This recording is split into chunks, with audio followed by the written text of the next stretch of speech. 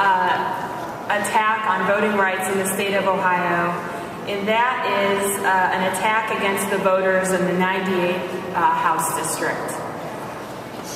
Not counting voters' ballots because a poll worker did not direct them to the correct polling place, for example.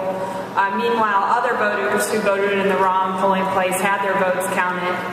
In that race, we likely will,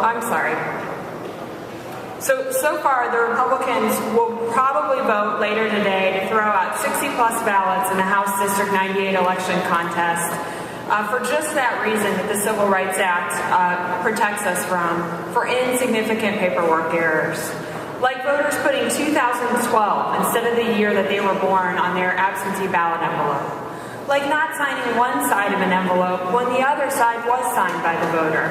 Like putting one's married name on a ballot envelope, the same married name that was provided on the ballot application, which the board accepted and sent out a ballot. Like scotch taping the perforated stub A onto one's ballot. Like using check marks instead of darkened ovals to mark one's choices.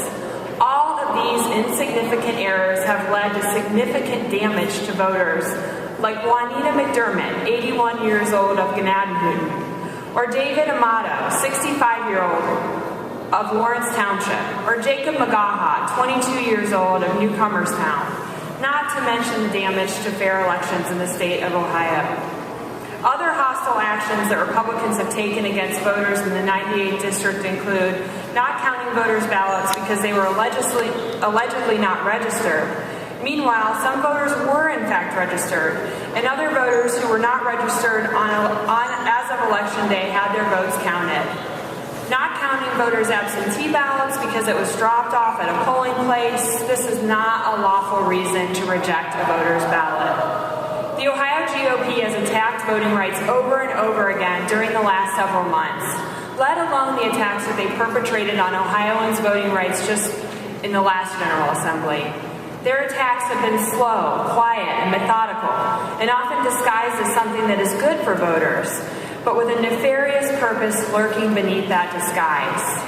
In the election contest that will be decided today, the Republicans will carry out their vote-suppressing approach to its logical conclusion.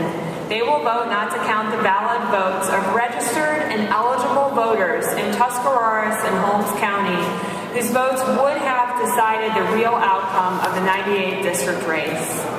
No matter what the Ohio Republicans try to do to the voters of Ohio and to our democracy, we all will continue to expose every vote-suppressing tactic and every attempt to disenfranchise, disempower, and dehumanize the citizens of Ohio.